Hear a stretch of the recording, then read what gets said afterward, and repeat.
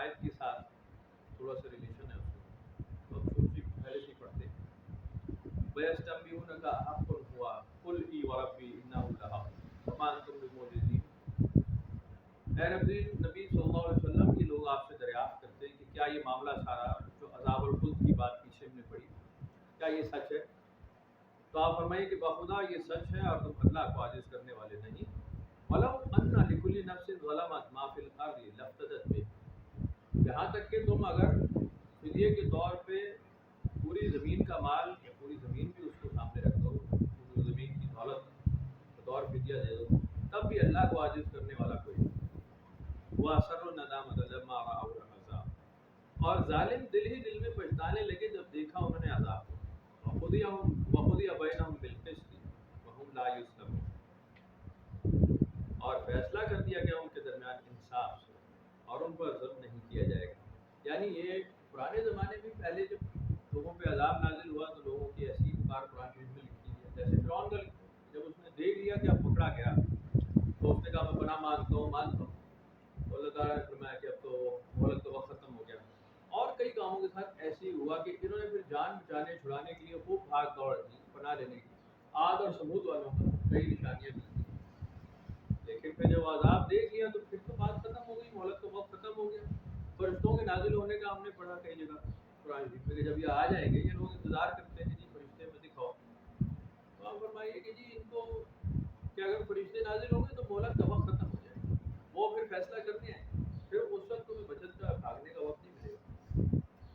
اور بعد میں آنے والے بھی جو ہوں گے، جو قیامت کے دن عذاب کو دیکھ لیں گے یا جب دوزخ کے عذاب کو دیکھ لیں گے، ان کے ساتھ بھی ایسے ہی ہوگا۔ وہ جب دیکھیں گے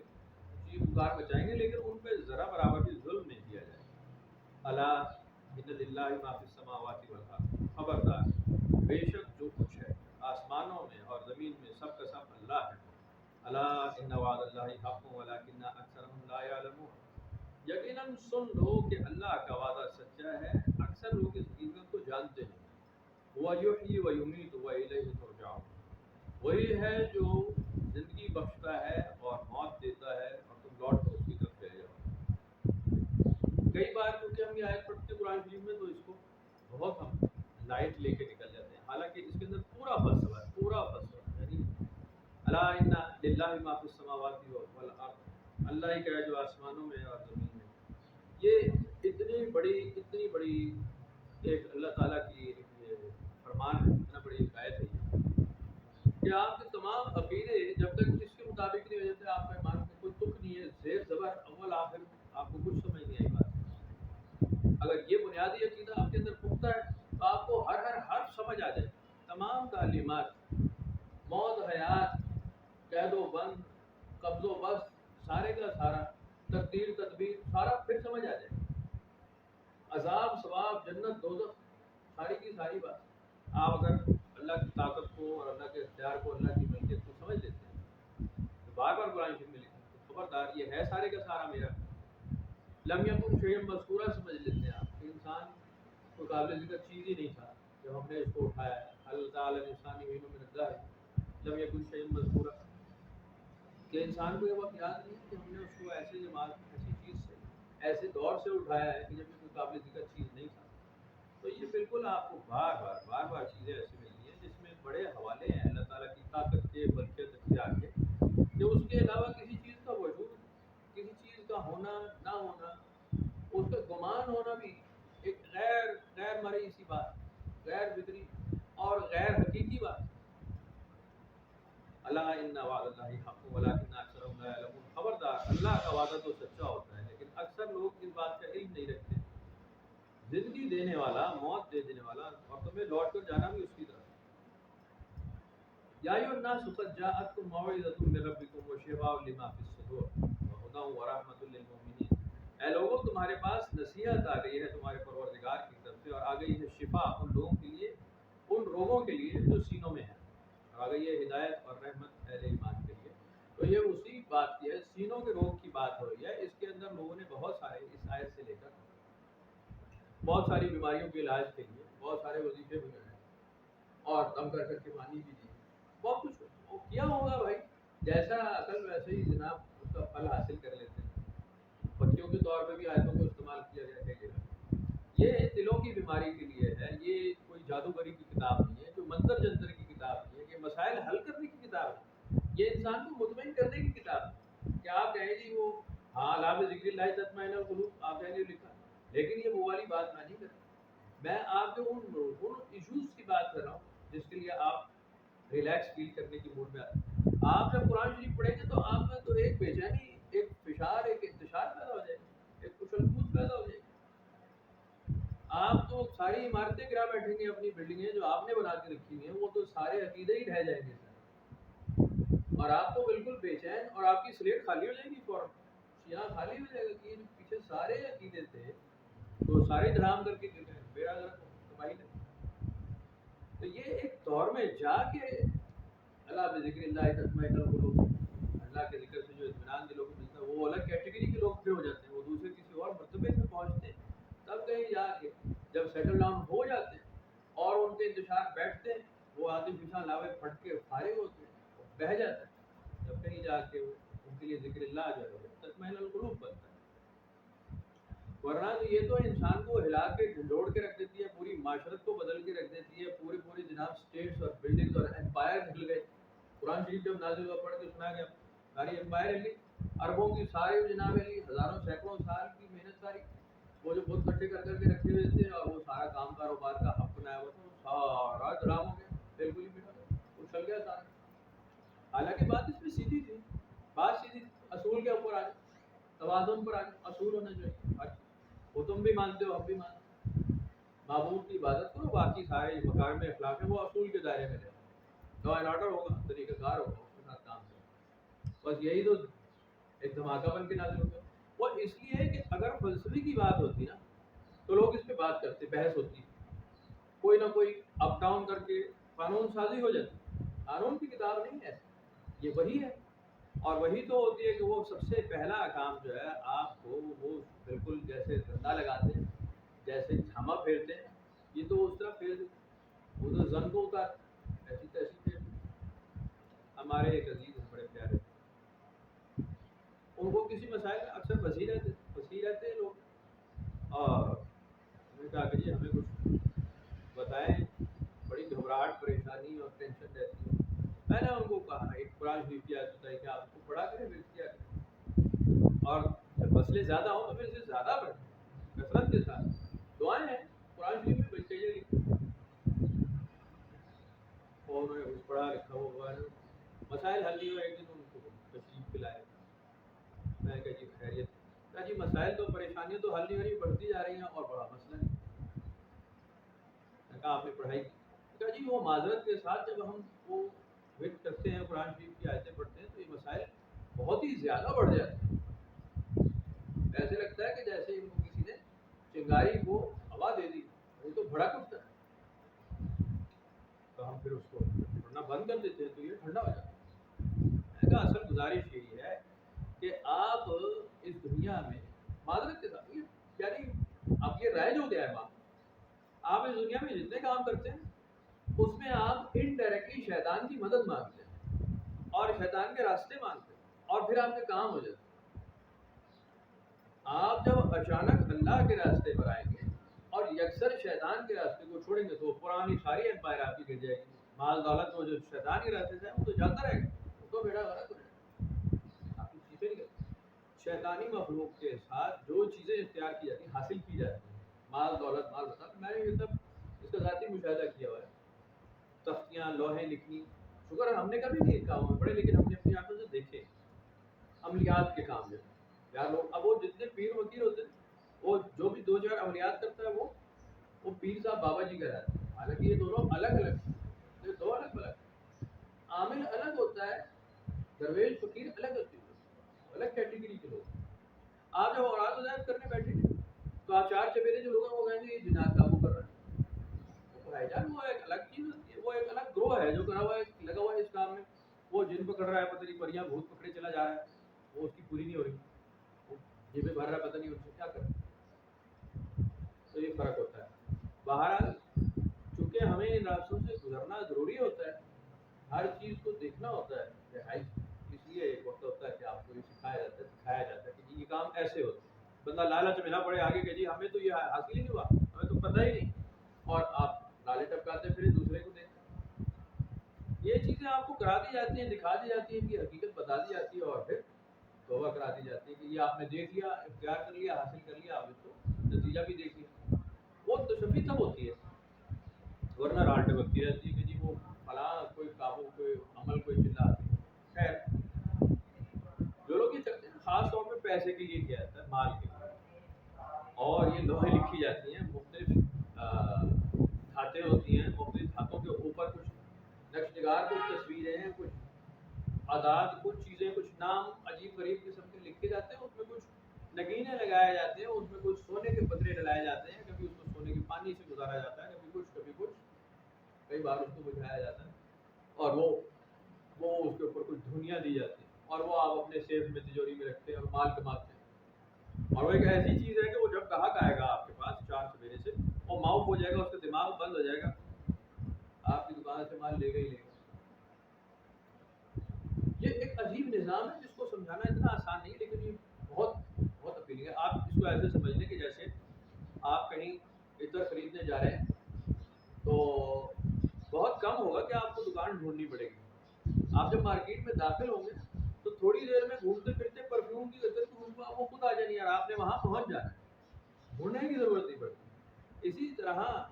انسان جب اپنا حرام مال کما کے اور اپنی ناجائز آمدنی کما کے اور بےجا چیزیں، زیورات اور کپڑا اور زرق برق لاکھوں روپے کی فضولیات خرچ کرنا چاہتا ہے، تو وہ اپنے ہی جیسے ہم جنس کے پاس پہنچ جاتا ہے، جس نے اس کا کاروبار چمکانے اور اپنا بنانے کے لیے اس کو ضرورت کی سوچ پیدا کی ہوئی ہے۔ یہ ضرورت کی سوچ شیطان پیدا کرتا ہے کہ ہمارے پاس مال ہے، خریدو۔ یہ سارا ایک سسٹمیٹکلی کام ہوتا ہے، اور آپ ڈھونڈتے ڈھونڈتے پہنچ جاتے ہیں۔ یہ شیطانی مخلوق جو ہے اس کو، اس بدبو کو، اس اسمیل کو بھڑکاتی ہے، وہ آپ تک پہنچ جاتی ہے، اور آپ وہاں بہت آسانی سے اس پہ قابو آ جاتے ہیں۔ یہ بڑا لمبا ایک ٹاپک ہے، اس پہ پھر کبھی بات کریں گے۔ میں یہ عرض کر رہا تھا کہ انسان کے ساتھ ایسا ہی، انسان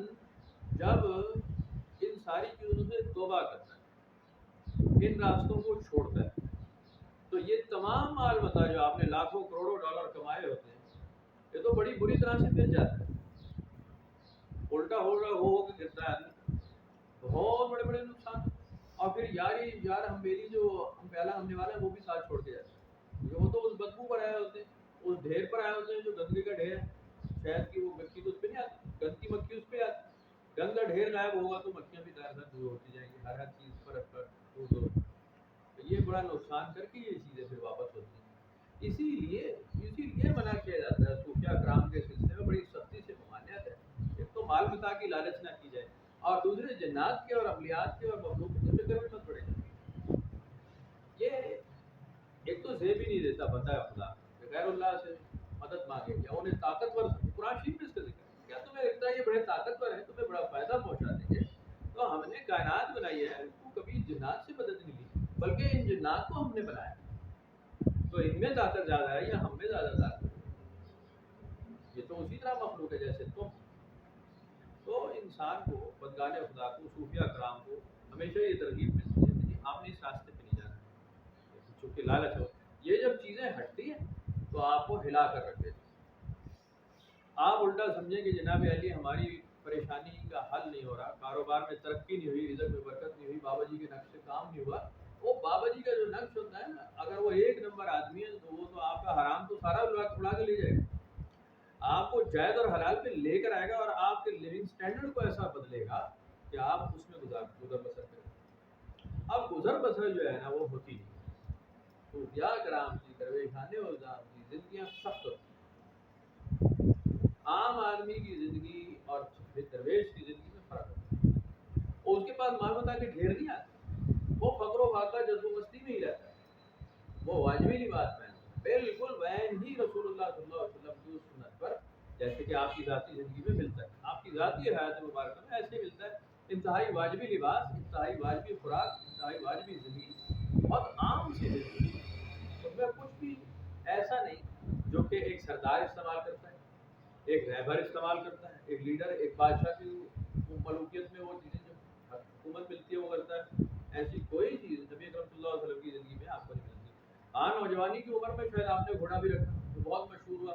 10 تلواروں کے بھی مختلف رنگ ملتے ہیں، اوائل عمر میں ملے آپ نے باندھی، لیکن نبوت کے اعلان کے بعد آپ کے پاس وہ چیزیں کوئی نہیں تھی، یہ اکثر ترک کر دیا، سب چھوڑ دیا، کیونکہ جس کمیونٹی میں آپ بیٹھ گئے ان میں میجورٹی ایسی تھی جن کے پاس کھانے کو نہیں تھا، وہاں آپ دستانے پہن کر بیٹھتے، وہ کیسے ہو سکتا تھا؟ شیر ہو کر کھاتے، وہاں کی پوری قبیلہ بیٹھا ہے جس کے پاس کھانے کو نہیں، پاسبل نہیں تھا، رہنما ایسا ہوتا نہیں، وہ تو رہنما تو ایک نمبر ہوتا، وہ پھر اپنا اسٹینڈرڈ انہوں نے اس لیسٹ اسٹینڈرڈ پہ لے آئے، جو کہ ایک طریقہ کار آپ کو اگر کامیابی حاصل کریں تو بالکل ایسا ہی ہوگا، اس میں آپ بیمار بھی ہوں گے، اس میں آپ تندرست بھی ہوں گے، اس میں آپ پریشان بھی ہوں گے۔ ہاں نبی اکرم صلی اللہ علیہ وسلم نے یقیناً تندرستی سے پناہ کی دعا تیار کرائی، لوگوں کو سکھائی ہے کہ یہ بہت ہی خوفناک چیز ہے، تندرستی جو ہے انسان کو ایپ کی طرف، پریشانی کی طرف، غریبی جو ہے لے جاتی ہے، برائی کی طرف لے جاتی ہے، تو مقدور بھر خوراک، مقدور بھر رزق اور مزدوری رزق حلال، اس کی ترغیب آپ نے ہمیشہ دی ہے، کہ دوسروں کے آگے ہاتھ پھیلانے لائق نہ ہو جاؤ، اور وہ بھی حصہ بقدر جسہ، حصہ بقدر جسہ۔ آپ نے حضور سیدنا بلال حبشی رضی اللہ تعالیٰ عنہ کبھی نہیں کہا کہ جی فلانا باغ خرید کر تو ذرا وقف کر دو، سیدھی سی بات ہے کہ جی فلانا یہودی ایک باغ بیچ رہا ہے اور ایک فلانا کنواں بیچا جا رہا ہے، آپ ذرا خریدیں اور اس کو وقف کر دو، کیونکہ سیدنا بلال حبشی کا معاملہ نہیں تھا مال دولت کرنا، انہوں نے کمایا نہ جاتا، یہ حضرت سیدنا ابو بکر صدیق یا سیدنا عمر فاروق یا سیدنا عثمان غنی، یہ وہ لوگ ہیں جنہوں نے ان معاملات کو دیکھا، یہ آگے بڑھے اور انہوں نے پھر اس کو اختیار کیا، اس مال کو سنبھالا، آگے تقسیم کیا، وقف کیا، یہ ان کے کرنے کے طریقے تھے۔ وہ شفاء لما فی الصدور سے بات اصل میں وہ کرنا چاہ رہا تھا کہ ہم اس کو جہاں لے جاتے ہیں کہ جی آپ کی بیماریوں کا اور پیٹ درد کا، گیس درد کے لیے عالمی کی پکی یا مولیدہ نمک، یہ وہ پکیاں نہیں، یہ وہ چیزیں نہیں، یہ دلوں کی بیماری دور کرتا ہے، آپ کو سٹینڈرڈز اور مینرز پہ لے کے آتا ہے، آپ کی لیونگ ایسی کر دیتا ہے کہ آپ ان چیزوں سے عاری ہو جاتے ہیں۔ آپ جب بھی ڈسرپٹ ہوتے ہیں براہ راست یا کسی کی وجہ سے، آپ بیماری کا شکار ہوتے ہیں، اپنی غلطی ہوتی ہے، کسی کی غلطی، آپ بیماری کا شکار ہوتے ہیں۔ اگر آپ کی زندگی میں ایک سخت روٹین ہے، جفاکشی، محنت کشی، تو ویسے ہی آپ بیماری نہیں جانتے۔ اب یہ میں کسی مذہب سے ریلیٹ کر کے نہیں ہے، یہ عام اصول ہے اللہ تعالیٰ کا۔ آپ نے پرانے بزرگ باتیں دیکھے ہیں، ہم نے بہت ابھی تک دیکھے ہیں گاؤں میں، وہ کہتے ہیں جی پتر میں تو کدی ٹیکا لوایا ہی کوئی نہیں، میں تو کدی دوائی کھادی کوئی نہیں، میں سے درد کدی ہوا ہی کوئی نہیں، کیا یہ آپ کو اب مل جاتے ہیں، اس میں 80-90 سال کا بابا آپ کو مل جائے گا، وہ ٹکا کے حکا پیے چلا جا رہا ہے، پیے چلا جا رہا ہے، اور وہ پتہ چلتا تھا پیدل ہی چلتا رہا ہمیشہ، اس کے پاس سائیکل بھی نہیں، ریڑا بھی نہیں، پیدل، اور جگہ کٹ، وہ 3 بجے صبح کا اٹھنے والا، اور جانوروں کو سنبھالنا، اور کھیتوں میں پانی اور خدمت، اور یہ اور وہ، مہمان آ رہے ہیں تو 1000 سے کم مہمان کوئی نہیں، پورا گاؤں ہی آ رہا ہے، گاؤں کی آپ نے دیکھا ہو، یہ تھوڑی کہ 2 مہمان آ گئے چائے کا کپ ہے، یہ کولڈ ڈرنک منگا دی، یہ تو اب ہو رہا ہے، گاؤں میں ایسی دعوتیں نہیں ہوتی، وہ جب ہو رہی ہے تو پورا گاؤں ہی بیٹھا ہے، کھانا ہی کھا رہا ہے، پھر شام کا بھی کھا رہا ہے، پھر صبح کا بھی کھا رہا ہے، پھر رات کی ادھر ہی، دوسرے گاؤں سے آ گئے تو ادھر ہی، وہ چرپائیاں کٹھی کی جا رہی ہیں، گلیوں میں چرپائیاں لگائی جا رہی ہیں، یہ ایک عام روٹین کا، تو وہ لوگ بیماریاں شماریاں کوئی ڈسکس نہیں کرتے، کچھ بھی نہیں، سوال ہی نہیں، انہیں پتا تھا ہسپتال ہے، ہوتا ہی نہیں، اس وقت ہوتا ہی نہیں تھا، جب سے ہسپتال ہونا شروع ہوا، لوگوں کو پتا ہے ہسپتال ہوتا ہے اور دوائی ملتی ہے، تو آپ تھوڑی سی تکلیف میں، پریشانی میں فوراً ڈاکٹر کے پاس بھاگ جاتے ہیں، آپ حوصلہ چھوڑ دیتے ہیں، پریشانی نہ ہو جائے، خاص طور پہ شروع دن سے، جب پڑھے لکھے جیسے ہو رہے نا، تو ماں باپ کا کام یہی ہے، وہ بالکل سے سڑے موڑے اپنے بچے پیدا ہو جاتے ہیں، کوئی ماں باپ نقلی جاہل ہے تو وہ ان کو خود صحت نہیں ہوتی، ان کی پکڑ کے شادی کر دیتے ہیں، وہ بچے بیمار نکلتے ہیں بیچ میں سے، اور شروع دن سے بچے کی ماں کو پہلے کی گولیاں کھلائیں، دوائیاں، اینٹی بایوٹک، آگے پیدا ہونے والا بچہ ہوتے ہی اینٹی بایوٹک، وہ سارا بیمار ہی رہتا ہے، پھر اس کے اندر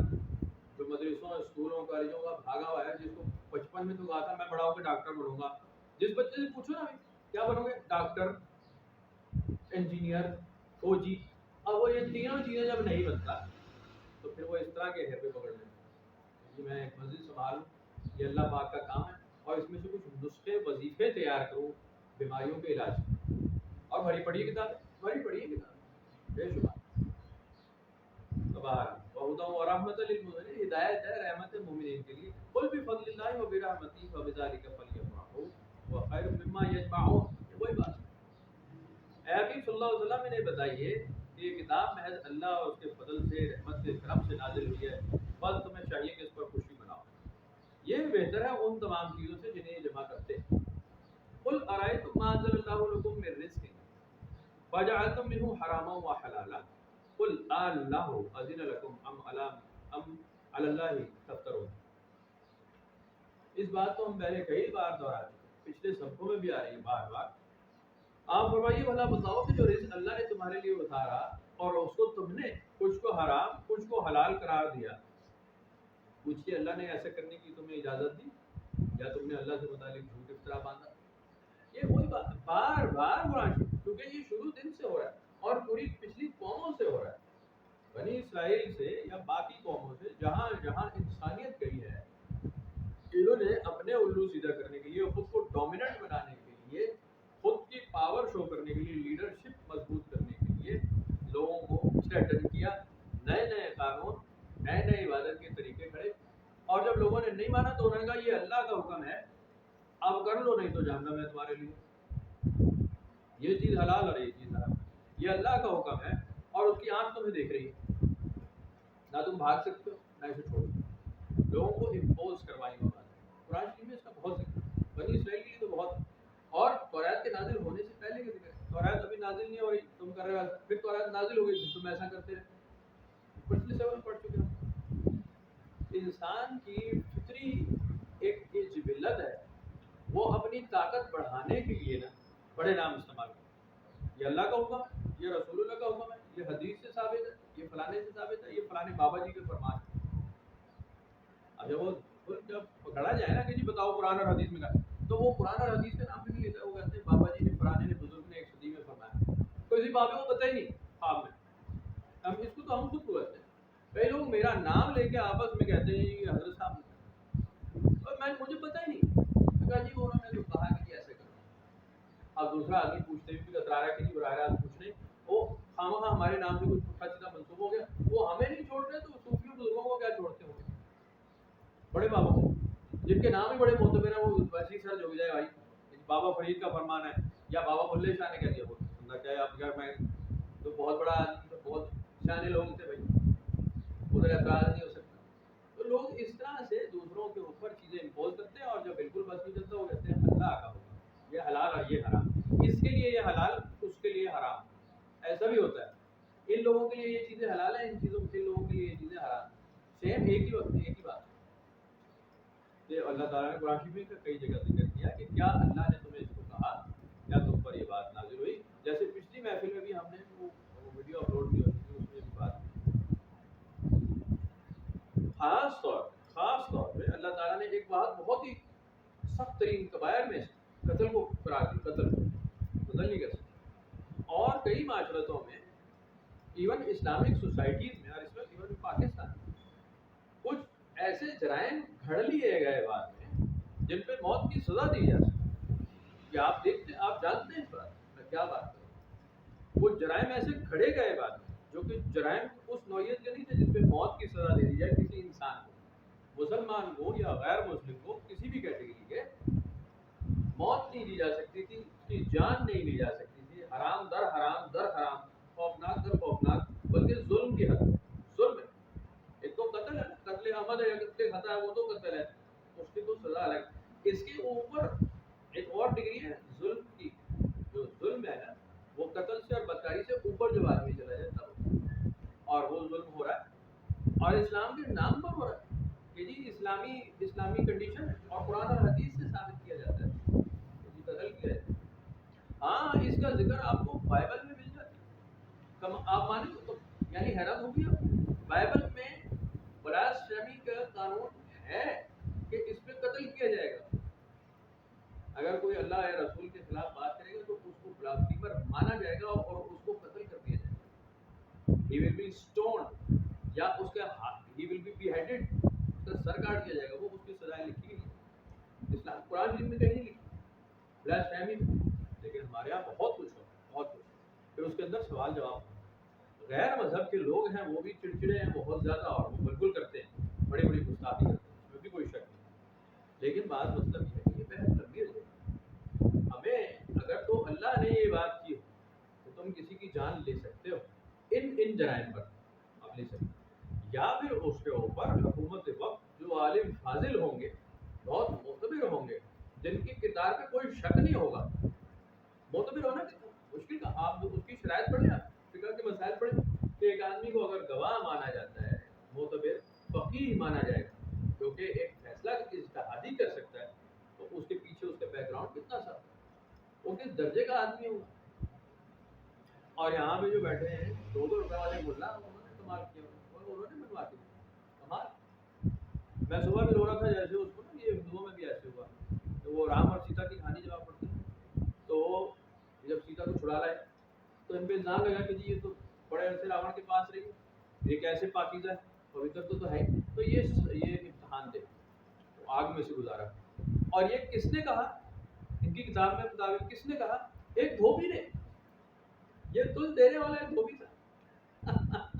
جس کے اوپر واقعہ وقت تھے جو شری رام تھے خود، انہوں نے فیصلہ کر دیا کہ ہاں یہ تو ہونا چاہیے. بیوی پہ یقین نہیں کیا عورت کہ نہیں یہ تو ہو سکتا. میں تو اکثر پوچھتا ہوں کہ جی اگر ایسا ہوا اور وہ پار کر لی تھی، انہوں نے وہ اگنی پریکشا پاس کر لی، کامیاب ہو گئی، تو ان کو پھر وہ عزت نہیں مانتے. پھر بھی انہوں نے کہا جنگل تو جانا پڑے گا، محل میں تو پھر نہیں رہے گا. تو میڈل تو راون کو بھی دینا چاہیے. اس بات پہ راون کو میڈل دینا چاہیے تھا کہ بھائی تو نے بڑا عرصہ ایک عورت کو رکھا لیکن تو نے اس کو نزدیک نہیں کیا، کریکٹر تو تیرا بھی تھا، کیوں نہیں جی. تو باہر یہ الگ، یہ آپ کو میں ہر معاشرت کی سنا رہا ہوں کہ ایسے ہوا ہے، اور لوگ خود ہی چیزیں گھڑ لیتے ہیں بہت کچھ، اور اس کو عقیدے اور ایمان کا وہ حصہ بناتے ہیں کہ آپ اس کے خلاف بات نہیں کر سکتے. قرآن شریف میں بار بار یہ کیوں آیتیں نازل ہو رہی ہیں؟ جب ہم نے نہیں کہا تو تم کس طرح بناتے؟ وہی 6 سپارے میں بھی اس کا تفصیل ہے کہ رسول صلی اللہ علیہ وسلم ان کو بلائیں اور کہیں کہ آؤ میں تمہیں بتا دوں کہ اللہ نے کیا حلال قرار دیا اور کیا حرام قرار دیا، لو میں تمہیں بتا دوں. ماننے والے مانتے ہیں، سمجھتے نہیں بات. قل اللہ اذن لکم ام علی اللہ تفترون. آپ ان سے پوچھیں کہ کیا اللہ کی طرف سے کوئی آرڈر آیا ہے تم پہ وحیاں نازل ہو رہی ہیں جیسے تم بات کر، یا تم اللہ کے مطابق جھوٹ بولتے ہو. وما ظن الذین یفترون علی اللہ الکذب یوم القیامہ ان اللہ لذو فضل علی الناس ولکن اکثرهم لا یشکرون. اور کیا گمان ہے ان لوگوں کا جو افترا کرتے ہیں اللہ پر جھوٹا کہ قیامت کے دن ان کا کیا حال ہوگا. بے شک اللہ فضل و کرم فرماتا ہے لوگوں پر، لیکن اکثر لوگ شکر ادا نہیں کرتے. یہ افترا بازی کا انجام کیا ہوگا؟ یعنی اللہ تعالیٰ نے پوچھا کہ تمہیں انجام اس کا پتہ ہے کہ تم میرے متعلق جھوٹی بات کرو گے، براہ راست میں ہر چیز کا گواہ ہوں، اور جب میرے متعلق جھوٹ بولو گے تو پھر تمہیں کس طرح چھڑا لیا جائے گا؟ کون چھڑا کر پھر لے جانے والا ہوگا میری طاقت سے جب نیچے آ جاؤ گے؟ بے شک اللہ تو فضل و کرم فرماتا ہے لوگوں پر، لیکن اکثر لوگ پھر شکر ادا نہیں کرتے کہ میں نے تمہیں ان باتوں کے اوپر بھی چھوڑ رکھا ہے جس میں چھوڑا جا نہیں سکتا، پاسبلٹی ختم کر دی تم نے. اس کے باوجود ہماری مہربانی ہے، ہمارا فضل ہے، ہمارا کرم ہے، تمہیں پھر چھوڑتے ہیں، لیکن تم شکر پھر بھی ادا نہیں کرتے. یہ بڑی بہت ہی شاندار، بہت ہی عالیشان فرامین ہے اللہ تعالیٰ کی، بڑی کمال کی بات ہے جس کو انسان ماننے کو تیار نہیں. سیدھی سادی بات نہیں مانتے لوگ، ٹیڑھی میڑھی مزیدار بات، اچھے دار بات، جھوٹ کو بہت مانتے ہیں. تو رواج ختم ہو گیا ہے جھوٹ کا، سچ کا. لوگ جھوٹ کو زیادہ اپیلنگ سمجھتے ہیں. آپ ایک سیدھی سچی بات کریں، آپ کہیں کہ جناب علی میں ایک دکان کھولتا ہوں، پکوان بناؤں گا بہترین اور بالکل خالص اس میں مال ہوگا، وہ کوئی بات نہیں مانے گا. ہم نے کام کر کے دیکھا، ہم نے بھینسیں پالی اور جناب وہ گائے پالی اور دودھ بیچا اور لوگوں کو بتا دیا کہ جی 110% اس میں کوئی شک نہیں ہونا چاہیے، بالکل خالص ہے. ہم اس میں بالٹی کھنگال کے بھی پانی جو ڈالتے ہیں نا وہ بھی نہیں ڈالنے دیتے، ایک قطرہ بھی پانی کا ہم نہیں ڈالنے دیتے. اب وہ ہم نے خود جا کے دودھ والا بن کے سپلائی شروع کی، لوگوں کو دیا گھروں میں. اگلے دن کمپلینٹ یہ آئی کہ جی اس میں اتنی زیادہ ملائی آتی ہے، تم اس میں کیا چکا چلا ہے، یہ تو ٹھیک نہیں ہے، ایسے ملائی تو آتی ہی نہیں ہے. آپ نے کیا کرا جی؟ یہ کمپلینٹ آپ کی نوٹ کر لی گئی اور آئندہ انشاءاللہ ملائی نہیں آئے گی کیونکہ دودھ ہی نہیں آئے گا، آپ نہ لیں. یعنی آپ حیران بھی ہوتی اس بات پہ کہ انسان کا شک شبہ دور نہیں ہوتا. ایک نمبر خالص کام کرنے والے اگر نہ بیٹھے ہوں یہاں تو یہ سارا کولیپس کر دے بھائی جان. اگر یہ چل رہا ہے آج تک تو ادھر کہیں نہ کہیں تو سیدھا آدمی بیٹھا ہے، اس کا مطلب قائم. اور میں نے اس کام میں دیکھے لوگ یہ جتنے یہ فارمرز ہوتے ہیں بڑے, ان میں سے ایک بھی ایسا نہیں ہوتا جو دودھ میں ملاوٹ کرے, ایک بھی. وہ بالکل پیور, کیونکہ وہاں سے لے کے جاتے ہیں گوالے, وہ آگے سپلائی کرنے والے سپلائر لے کے جاتے ہیں دکانوں پہ بیچنے, تو وہ تو خالص اور ناخالص کو جانتا ہے, وہ مکسنگ کو جانتا ہے. اس لیے فارمر جو ہوتا ہے وہ پوری 100% ایمانداری کے ساتھ ایک تو کھلاتا ہے اور دوسرے دودھ بھی ٹھیک دیتا ہے. اب یہ جو انڈے کا کاروبار کرتے ہیں, انڈے کا فارمر تھا ہمارے ساتھ, وہ بیٹھا ہو بیچارہ بڑا اچھا آدمی تھا, وہ بھی یہی کہہ رہا تھا کہ جی آپ دیکھیں آپ کے پاس تو پھر چانس ہے, گائے کا بھینس کا کام کریں نا تو آپ کے پاس موقع ہے کہ آپ اس میں پانی ڈال سکتے ہیں, آپ اس میں ٹھنڈا دودھ ڈال سکتے ہیں, آپ اس میں پاؤڈر ملا لیں, کوئی کیمیکل ملا لیں, کوئی 10 چیزیں. لیکن جو میں مرغی کا کام کر رہا ہوں اور انڈا پروڈیوس کر رہا ہوں, میں نقلی انڈے تو نہیں بنا سکتا, نہیں بنا سکتا. انڈا تو مرغی دے گی تو میں بیچوں گا. تو وہ بہترین ایماندار آدمی تھا. لیکن ہمارے ذہن میں ہمیشہ یہ آتی ہے کہ فارمر جتنا ہے نا یہ کرپٹ ہوتے ہیں, چور ہوتے ہیں, بدماش ہوتے ہیں, ڈکیت ہوتے ہیں, بڑا فراڈ ہے. اصل فراڈ یہی سے شروع ہوتا ہے. تو بھائی صاحب وہ تو کھپا ہوا ہوتا ہے, جو پروڈیوسر ہے نا وہ کھپا ہوتا ہے ہمیشہ, فصل کرنے والا پھنسا ہوتا ہے. وہ ہمارے ساتھ بیچارہ وہ پٹھان تھا, ٹھیکے پہ اس نے زمین لی ہوئی تھی, اور وہ ہمارے سامنے فصلیں کرتا تھا, بروکلی کرتا تھا, اور کھیرا بھی لگایا ہوا ہے, سبزیاں لگاتا تھا فریش اسی طرح کی, گوبھی شوبھی. اب وہ گاڑیاں بھرتا تھا اور لے جاتا تھا, اور وہ ہر دفعہ ہمیں بتاتا تھا کہ جناب یہ 12,000 کا نقصان ہو گیا, 8,000 کا نقصان ہو گیا, 10 کا ہو گیا. میں تو ہم دیکھتے تھے ہر وقت ہی لگے رہتے تھے, ان کا بڑا باپ تھا اور 2 پٹھان تھے, تو تینوں آدمی نا 40 کنال کا کھیت تھا ان کا, وہ کرائے پہ لیا ہوا تھا, ہر وقت کام کرتے. وہ ہم دیکھتے تھے کہ بھائی یہ تو جتنے مرضی منافع رکھ لے, اس کو تو جائز, جتنی یہ جان مار رہا ہے 3-4 مہینے اسپرے کر رہا ہے, تو لا رہا ہے, تو یہ وہ تو اس کے لیے تو سارا منافع جائے. پتہ چلتا تھا اسے منافع پھر نہیں ملتا, آڑتی لے جاتا ہے, آڑتی اس سے اترواتا ہے پوری گاڑی مک بھائی, اس کے علاوہ آپ بیچ نہیں سکتے, وہ وہی لے گا. تو وہاں بڑا بیٹھا, وہ کہے گا جی گوبھی ہے, ادھر چلے جاؤ گوبھی والے کے پاس, وہ خریدے گا مال, آگے وہ بیچے گا اپنے ریٹ, وہ ایک ریٹ ہے فکس, وہاں کی ریٹ لسٹ پکی ہوتی ہے, وہ لے لے سکتے. آپ اوپن مارکیٹ میں سیل نہیں کرتے. اب آپ کے پاس ایک ٹرک بھرا ہوا ہے, ڈالا بھرا ہوا ہے, آپ یہ تھوڑی کہ آپ لے جائیں گے واپس, وہ آپ کو بیچنا ہے بھائی. سبزی کی ایک لائف ہوتی ہے, وہ فارغ ہو جائے گی, آپ کو اس ٹائم بیچنا ہے. وہ آنے پونے بیچ کے روتے دھوتے گالیاں پوچھتے کرتے کہ جی کوئی نظام نہیں ہے, کوئی مسئلہ نہیں. آ جاتے تھے کہ چلو دال روٹی چل رہی ہے, وہ قدرت اس میں بھی ان کو برکت دے دیتی تھی, ان کا رزق چل رہا تھا, لیکن ان کا حق انہیں نہیں مل رہا تھا. آج بھی آلو ذلیل ہو رہا ہے, 400 روپے ہوا ہوا ہے, 400 روپے دڑی ہوا بیڑا گھر. اور جو آلو بیچ رہا ہے وہ آپ اپنی آنکھوں سے دیکھا ہے, جو آلو کو پروڈیوس کر رہا ہے, اس کا آلو سڑک پہ پڑا ذلیل ہو رہا ہے. یہ دیپال پور پاکپتن شریف روڈ پہ ہم کرتے کتنا بڑا علاقہ, کتنا بڑا. وہ کاڑے سے نکل رہے ہیں, آپ صاحبال کی طرف جا رہے ہیں, فصل ہی فصل ہے, وہ بیچارے پروڈیوس کر کے بیٹھے ہیں سڑکوں میں, ڈھیر پڑا ہے مٹی کے اندر گھسرا پڑا ہے, اسی پہ بارش ہو رہی ہے, وہیں چرپائی ڈال کے غریب آدمی بیٹھا ہوا ہے کہ جی میرا کوئی مال اٹھا دے. وہ مال وہاں سے نہیں اٹھا رہا ہے, وہ 5 روپے 7 روپے کلو بیچ رہا ہے, 20 روپے 25 روپے دھڑی 5 کلو آلو. آپ کو جناب علی یہاں پہ نصیب نہیں, دیکھنے کو نہیں ملتا. تو اس طرح آپ جب سیدھے آدمی ہوتے ہیں, سیدھا کام کرتے ہیں ایک نمبر, تو آپ تو بےایمانی نہیں کرتے, آپ کو بےایمانی کا مطلب موقع ہی نہیں ملتا. لیکن آپ پھر وہی مار کھائیں گے, آپ لامحالہ درویشانہ صفات پر آ جائیں, وہ اسی زندگی پر آ جائیں. کہ جب پروڈکشن کرتے ہیں نا, آپ پروڈکشن کوئی چیز پروڈیوس کرتے ہیں, آپ ڈیولپر ہیں, تو آپ کے ساتھ یہ ہاں بیچ میں سے ملائی کھانے والے جو ہے نا, تھرڈ پارٹی دلال, وہ کھا جاتے ہیں. بہرحال میں اس کے بھی خلاف نہیں, اس کے بھی خلاف نہیں, وہ بھی ایک کردار ادا کرتا ہے, میں اس کے خلاف نہیں. آپ کہیں گے شرط تو وہ ہے, منع ہے, ان کی کچھ کیٹیگریز, بروکرس کی کچھ کیٹیگریز ہیں, اس کے خلاف. لیکن گزارش یہ ہے کہ اس کا بھی اپنا ایک کردار ہے. یہ جو ٹھیکیدار ہوتا ہے, دلال ہوتا ہے, بروکر ہوتا ہے, یہ کئی دفعہ کسانوں کو کنٹرول اسی سے کرنا پڑتا ہے. کئی کسان بھی بدماش ہیں, کئی کسان وہ آپ کے قابو میں آتے ہیں. ہم بھینسیں لینے جاتے ہیں, اب بیٹھے ہیں نا, وہ وہاں وہ ہمارے قابو نہیں آ رہا. ڈائریکٹ ڈیرے پہ چلے جائیں, بابا جی بس دے دو, وہ نہیں. وہ پیچھے بیوپاری جب پڑتا تھا نا, وہ ہمیں 70,000 کی نہیں دے رہا ہوتا تھا, بیوپاری 55 کی چھڑا لاتا تھا. وہ ان کی ٹیکٹکس ہوتی ہے, وہ بابا بھی ہمارے ساتھ زیادتی پہ اترا تھا نا، وہ ہمیں لا کے دے دیتا تھا کہ آؤ 60,000 میں نے دیو نا، میں تو دینا، ہم 70 دینے کو 60 ہم نے اس کو دیے، 55 میں بھائی سے لیا، 5 جیب میں رکھ کے فارغ ہو گئے۔